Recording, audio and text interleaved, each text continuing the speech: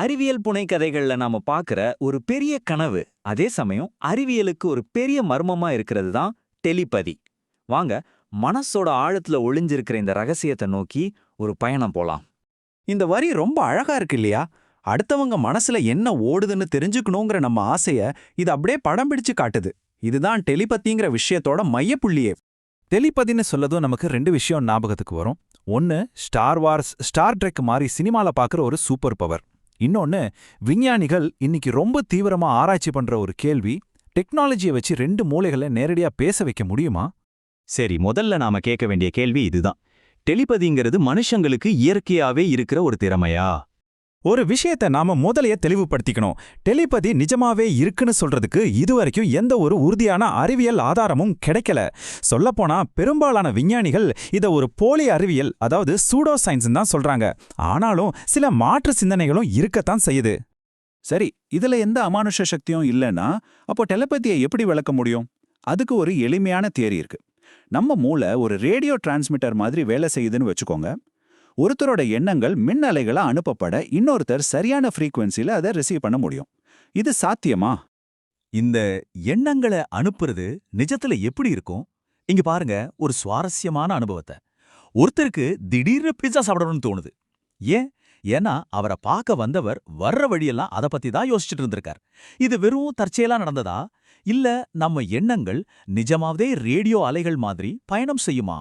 சரி, இப்போ நம்ம பார்வைய கொஞ்சம் மாத்துவோம். ஒருவேளை டெலிபதி இயற்கையான திறமையா இல்லைன்னு வச்சுப்போம். அப்போ டெக்னாலஜியை வச்சு நம்மால அப்படி ஒன்னு உருவாக்க முடியுமா?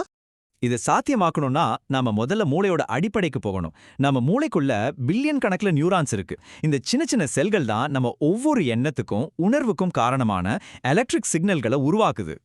இந்த நியூரான்கள் பேசுற பாஷையை படிக்க உதவுற டெக்னாலஜிக்கு பேர் தான் பிரெயின் கம்ப்யூட்டர் இன்டர்ஃபேஸ், அதாவது பிசிஐ.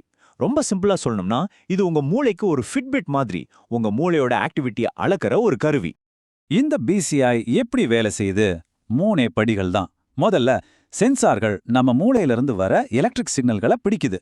ரெண்டாவதா, ஒரு சாஃப்ட்வேர் அந்த சிக்னல்களை அனலைஸ் பண்ணுது. கடைசியா, அந்த சிக்னல்களை ஒரு கம்ப்யூட்டர் கட்டளையா மாத்துது. அதாவது மனசாலேயே டைப் பண்ற மாதிரி. இந்த துறையில நடந்திருக்கிற முன்னேற்றத்தை கேட்டா நீங்க அசந்துடுவீங்க. ஒருத்தர் பார்க்குற படத்தை அப்படியே கம்ப்யூட்டர் ஸ்கிரீன்ல கொண்டு வர்றது, அவங்க நினைக்கிற வார்த்தையை கண்டுபிடிக்கிறது, 3 பேர் சேர்ந்து அவங்க மூளையை மட்டுமே பயன்படுத்தி ஒரு வீடியோ கேம் விளையாடி இருக்காங்க. ஆனா இது இன்னும் ஆரம்ப கட்டத்துல தான் இருக்கு. மூளையோட சிக்கலான சிக்னல்களை முழுசா புரிஞ்சுக்கிறது ஒரு பெரிய சவால். இருந்தாலும் யோசிச்சு பாருங்க, இது கிட்டத்தட்ட டெலிபதி தானே. இப்போ நம்மளோட பயணத்துல ரொம்பவே ஆழமான, ஒருவேளை கொஞ்சம் குழப்பமான ஒரு பகுதிக்கு வந்திருக்கோம். ஒருவேளை நம்ம உணர்வு, நம்ம நனவு, இதெல்லாம் குவாண்டம் அளவுல நடக்கிற ஒரு விஷயமா இருக்குமோ? இது அறிவியலோட விளிம்புல இருக்கிற ஒரு கேள்வி. ஆர்ச் அப்படின்னு ஒரு தியரி இருக்கு. இது என்ன சொல்லுதுன்னா, நம்ம உணர்வே நம்ம மூளை நியூரான்களுக்குள்ள இருக்கிற மைக்ரோ டியூபுல்ஸ்னு சொல்ற சின்ன சின்ன குழாய்கள்ல நடக்கிற குவாண்டம் நிகழ்வுகளால தான் உருவாகுதுன்னு சொல்லுது. இது ரொம்ப புரட்சிகரமான ஒரு கருத்து. ஆனா பல விஞ்ஞானிகள் இதை கடுமையா விமர்சிக்கவும் செய்றாங்க. இந்த தியரி கொஞ்சம் சிக்கலா இருக்கலாம். வாங்க ஒரு சிம்பிள் உதாரணத்தோட புரிஞ்சுக்கலாம். ஒரே சுவர்ல நிறைய பெண்டுலம் கடிகாரங்களை மாட்டி வச்சா அந்த சுவரோட அதிர்வுனால கொஞ்ச நேரத்துல எல்லா கடிகாரமும் ஒரே மாதிரி ஆட ஆரம்பிக்கும்.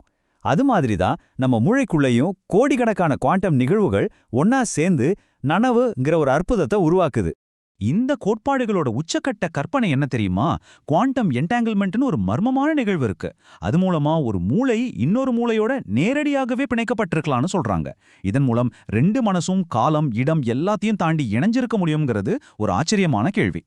சரி, இதுவரைக்கும் நாம பார்த்த 3 அலகலகு டெலிபதி அணுகுமுறைகளையும் இப்போ ஒன்னா சேர்த்து பார்க்கலாம். இந்த அட்டவணை நம்மளோட முழு பயணத்தையும் அழகா சுருக்கி காட்டுது. டெலிபதியை அடைய 3 பாதைகள். பாதை இயற்கை வழி, அதாவது நம்ம மூளை ஒரு ரேடியோ மாதிரி வேலை செய்யறது. 2வது டெக்னாலஜி வழி, பிசிஐ மாதிரி கருவிகளை பயன்படுத்துறது. 3வது குவாண்டம் வழி, அதாவது மைக்ரோ டியூபுல்கள்ல நடக்கிற குவாண்டம் நினைவு. அப்போ டெலிபதியை தேடுற இந்த பயணங்கிறது சும்மா அடுத்தவங்க மனசை படிக்கிற ஒரு சக்தியை பத்தினது மட்டும் இல்ல. இது மனுஷங்களுக்குள்ள இன்னும் ஆழமான ஒரு தொடர்பை ஏற்படுத்தவும் நம்ம உணர்வோட மூலத்தை புரிஞ்சுக்கவும் நடக்கிற ஒரு மிகப்பெரிய தேடல். கடைசியா உங்ககிட்ட ஒரு கேள்வியோட நான் விடைபெறேன். மனுஷங்களோட அடுத்த கட்ட தகவல் தொடர்புங்கிறது நாம உருவாக்குற ஒரு மிஷின்லயா இருக்கா, இல்ல நமக்கே தெரியாம நம்ம மனசுக்குள்ளேயே ஒழிஞ்சிருக்கா? இத பத்தி நீங்க என்ன நினைக்கிறீங்க?